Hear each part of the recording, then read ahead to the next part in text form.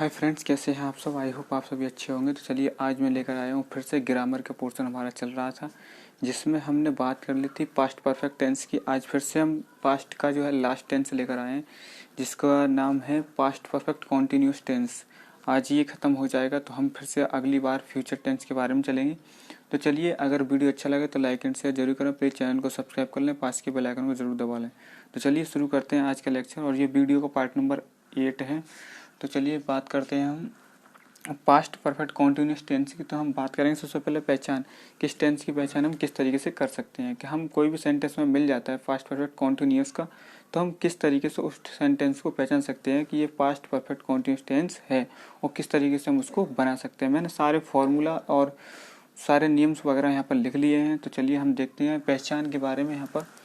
तो पहचान के बारे में पहले देखते हैं। तो इस टेंस के हिंदी वाक्यों की मुख्य क्रिया के अंत में रहा था, रही थी, रहे थे आदि शब्द आते हैं, लेकिन इसमें विशेषकर समय दिया गया होता है। यानी क्या होता है कि अगर पास्ट परफेक्ट कॉन्टिन्यूस टेंस आपको मिल जाता है, तो हिंदी में अगर आपको टेंस मिलता है तो आपको सब सिंपली कुछ नहीं करना, आप लास्ट में जाकर देखेंगे किस टेंस में रहा था, रही थी, रहे थे, हैं, और क्या है कि लेकिन इसमें विशेषकर समय और उसमें समय दिया गया होता है। तो हम पहचान सकते हैं कि ये sentence past perfect continuous tense हमारा है। अब इसको बनाने के लिए हमें नियम की ज़रूरत पड़ेगी, कुछ रूल्स की ज़रूरत पड़ेगी। तो बेसिक रूल्स हैं, आप इनको याद रखेंगे तो मुझे लगता है आप कोई भी सेंटेंस अगर पास्ट परफेक्ट कॉन्टिन्यूस का मिलता है तो आप बना सकते हैं।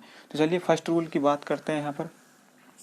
फर्स्ट रूल आपका प्रत्येक कर्ता के साथ सहायक क्रिया हैड बीन का प्रयोग करते हैं। जैसा कि मैं बताऊँ आपके लिए कि जो सिंगुलर यानी जो सब्जेक्ट हमारा सिंगुलर हो या प्लूरल हो, दोनों के साथ सिंगुलर प्लूरल सब्जेक्ट के साथ हम जो वर्ब की मतलब हम हेल्पिंग वर्ब प्रयोग करेंगे, वो वर्ब मतलब थर्ड फॉर्म का प्रयोग हम करेंगे। थर्ड फॉर्म का प्रयोग चाहे हमारा सब्जेक्ट सिंगुलर हो, चाहे सब्जेक्ट हमारा प्लूरल हो, हम दोनों के साथ ही सहायक क्रिया हेल्पिंग वर्ब थर्ड यानी हेल्पिंग वर्ब हैड बीन का प्रयोग करेंगे। यहाँ पर मैं गलत बोल गया, सॉरी। तो यहाँ पर हम हैड बीन का प्रयोग करेंगे, चाहे सिंगुलर हो सब्जेक्ट, चाहे प्लूरल हो। अब बात करते हैं सेकंड रूल की।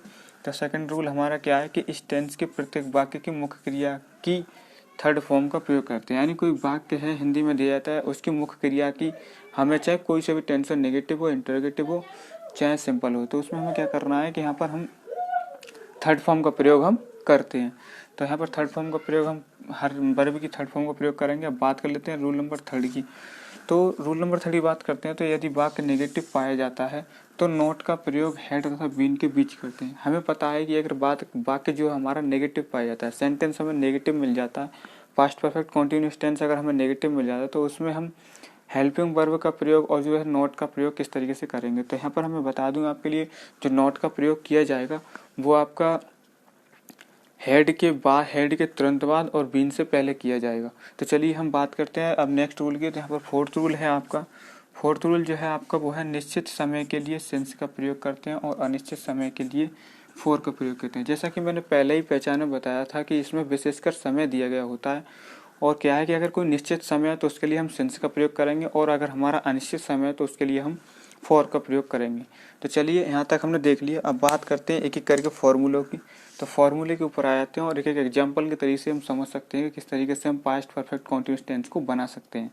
तो चलिए यहाँ फर्स्ट फार्मूला मैंने यहाँ पे है अफर्मेटिव का फॉर्मूला। तो अफर्मेटिव का जो फॉर्मूला है वो है subject had plus been plus V first plus ING object plus other word since या फॉर प्लस टाइम। तो यहाँ पर ये आपको अफर्मेटिव का फॉर्मूला है। मैं एग्जाम्पल देख के बता देता हूँ। यहाँ पर एग्जाम्पल लिख लिया है मैंने पहले से ही। तो यहाँ पर हम लिख लेते हैं कि रवि सुबह से गा रहा था। यहाँ पर कोई हमारा वाक्य है, हिंदी वाक्य है, जिसमें लिखा है रवि सुबह से गा रहा था। तो इस सेंटेंस को हम किस तरीके से बनाएंगे, जैसा कि हमने फॉर्मूले में देखा है कि पहले सब्जेक्ट को लेकर आएंगे रवि, यहाँ पर सिंगुलर है, फिर हेड को उठाकर लाएंगे। अब मैंने जैसे ही बताया हेल्पिंग वर्ब हमारी चाहे सब्जेक्ट सिंगुलर हो या प्लूरल हो, हमें हमेशा हेड बीन का प्रयोग करेंगे। तो चलिए यहाँ पर बीन हेड बीन ले आए, और फिर बी फर्स्ट यहाँ पर सिंग मानी गाना होता है, और फिर यहाँ पर ING लगाएंगे तो गा रहा था, फिर ऑब्जेक्ट, और फिर यहाँ पर एक निश्चित समय है यानी सुबह जो है हमारा एक निश्चित समय, तो उसके लिए हम सिंस का प्रयोग करेंगे। फिर है सुबह, सुबह की मॉर्निंग लगा देंगे तो हमारा सेंटेंस बन के तैयार हो गया। यहाँ बोलेंगे Ravi had been singing since morning. तो ये सेंटेंस हमारा बन के तैयार होगा। अब बढ़ते हैं नेक्स्ट फॉर्मूले की। तो यहाँ पर आपका नेगेटिव फॉर्मूला आ जाता है। नेगेटिव फॉर्मूले की बात करते हैं। तो सब्जेक्ट आता है, हेड आता है, और जैसा कि मैंने आपको रूल्स में बताया था वहाँ पर हेड के तुरंत बाद नोट का प्रयोग करेंगे और बीन से पहले नोट का प्रयोग करेंगे। फिर बी फर्स्ट आएगा आपका, प्लस के प्लस में फिर ING आएगी, फिर प्लस ऑब्जेक्ट आएगा, प्लस अदर वर्ड आएगा, फिर सिंस या फॉर आएगा, फिर टाइम आएगा। सिंस या फॉर का मतलब यदि निश्चित होगा तो हम सिंस का प्रयोग करेंगे और अनिश्चित होगा तो फॉर का प्रयोग करेंगे। तो चलिए यहाँ पर एग्जाम्पल के तौर पर मैं दिखा देता हूँ। तो यहाँ पर वह 1 सप्ताह से बीमार नहीं था। तो हमारा कुछ सेंटेंस है कि वह 1 सप्ताह से बीमार नहीं है, तो हम किस तरीके से बनाएंगे। सबसे पहले क्या है, हमारा सब्जेक्ट ही है, हम सब्जेक्ट को लेकर आएंगे, फिर हेल्पिंग वर्ब हेड को लेकर आएंगे, और यहाँ पर नोट है तो हम हेड और बीन के बीच में नोट का प्रयोग कर दिया, फिर बीन लेकर आए, और फिर यहाँ पर क्या है कि बी फर्स्ट लेकर आए इल, फिर यहाँ पर इल लेकर आए बी फर्स्ट, फिर उसके बाद में फॉर, यानी यहाँ पर अनिश्चित समय है, 1 वीक, यानी पता ना कौन सा सप्ताह है उससे बीमार है, तो यहाँ पर वो अनिश्चित समय है, तो यहाँ पर फॉर ले आए फॉर ए वीक। तो ये बन जाएगा he had not been ill for a week. तो इस तरीके से हम इस सेंटेंस को बना सकते हैं। तो चलिए आगे बढ़ते हैं। अब इंटरोगेटिव का फॉर्मूला। इंटरोगेटिव फर्स्ट टाइप का फॉर्मूला क्या रहने वाला है। यहाँ पर सबसे पहले क्या है कि आपको पता ही होगा कि इंटरोगेटिव फर्स्ट टाइप जब आता है तो हमें सेंटेंस की शुरुआत करते हैं वो हम सहायक क्रिया से करते हैं। तो चलिए हम क्या करते हैं, यहाँ पर हेड लिख लिया, हेड के बाद प्लस सब्जेक्ट ले लिया। सब्जेक्ट यदि बात नेगेटिव है तो नोट लगा सकते हैं, और नेगेटिव नहीं है तो नोट नहीं लगाएंगे। फिर उसके बाद में बीन आ जाएगा, फिर बी फर्स्ट आ जाएगा, फिर ING आ जाएगा, फिर ऑब्जेक्ट आ जाएगा, फिर अदर वर्ड, उसके बाद में सिंस या फॉर प्लस टाइम।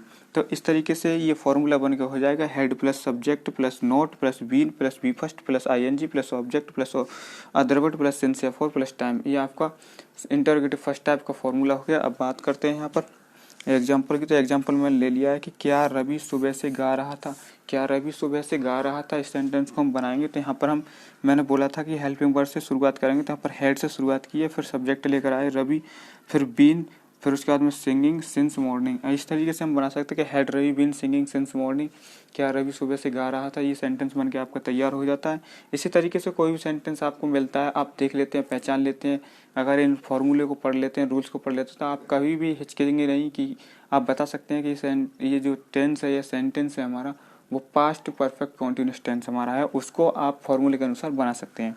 अब बढ़ते हैं लास्ट जो है आपका interrogative second type. Interrogative second type का फॉर्मूला क्या है कि इंटरोगेटिव सेकंड टाइप आपने पढ़ा होगा, उसमें क्या होता है कि क्वेश्चन वर्ड से शुरुआत की जाती है। तो यहाँ पर देख लेते हैं कि क्वेश्चन वर्ड आपका आ गया, हेड आ गया, फिर सब्जेक्ट आ गया, फिर नोट आ गया, फिर बीन आ गया, फिर बी फर्स्ट में ING जोड़ना है आपको, फिर ऑब्जेक्ट आ जाता है, फिर अदर वर्ड, फिर सिंस या फॉर आता है, जैसा कि पता ही है आपको, फिर टाइम आ जाता है। उसके बाद अब क्या करते हैं, हम इसे एग्जाम्पल के तरीके से समझ लेते हैं कि एग्जाम्पल क्या है। तो एग्जाम्पल है रवि सुबह से क्यों गा नहीं रहा था, यानी जो रवि है वो सुबह से क्यों नहीं गा रहा था। तो इस सेंटेंस को वो बनाना है, तो हमें जैसा बोला था कि क्वेश्चन वर्ड से शुरुआत करते हैं। तो क्यों की स्पेलिंग हम लेकर आएंगे भाई, फिर हम लेके आएंगे हेल्पिंग वर्ब, यहाँ पर हेड लेकर आएगा, फिर सब्जेक्ट आया आपका रवि, फिर नोट है तो नोट का प्रयोग करेंगे, और फिर उसके बाद में बीन लाएंगे, फिर बी फर्स्ट में ING जोड़ेंगे, यहाँ होगा सिंगिंग, फिर निश्चित समय है तो इसके लिए सिंस लेकर आए, और यहाँ पर सुबह है तो मॉर्निंग लेकर आए। तो ये सेंटेंस बन जाएगा भाई had Ravi not been singing since morning. तो चलिए आई होप आपके लिए समझ में आया होगा। वीडियो अच्छा लगे तो लाइक एंड शेयर जरूर करो, प्लीज़ चैनल को सब्सक्राइब करें। अगर आपके इसके नोट्स चाहिए तो आपको नोट्स के लिए कुछ नहीं करना, डिस्क्रिप्शन बॉक्स में जाना है, वहाँ पे टेलीग्राम चैनल का लिंक मिल जाएगा, ग्रुप को ज्वाइन करना है, वहाँ पे आपको नोट्स मिल जाएंगे। तो चलिए आज के लिए बस यही, मिलते हैं नेक्स्ट वीडियो में फ्यूचर टेंस के साथ। जय हिंद जय भारत।